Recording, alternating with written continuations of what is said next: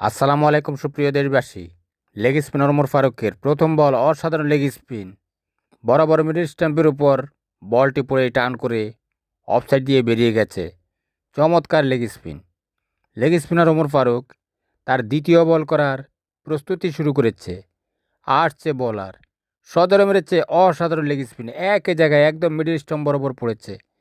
চমৎকার bowling circle, একেবারে stamp সার্কেলে রয়েছে বলগুলো। বলার তার তৃতীয় বল করার প্রস্তুতি আরম্ভ করেছে। আসছে বলার তার বোলিং করার জন্য, এক পা দুপা করে এগিয়েছে, সদরে মেরেছে রংবান গুগলি, একেবারে ইয়র্কার লেংথে পড়েছে। চমৎকার ইয়র্কার লেংথে পড়েছে, পড়ে একেবারে ইনসাইড এজ হয়ে বলটি তার স্থান ত্যাগ করে চলে গেছে। বোলার তার চতুর্থ এবং শেষ বল করবে, এক পা দুপা করে এগিয়ে আসছে শেষ বল করার জন্য। অসাধারণ সাইড স্পিন, স্টাম্প পাঠিয়ে দিয়েছে, লেগ সাইডে পড়ে বলটি টার্ন করে স্টাম্প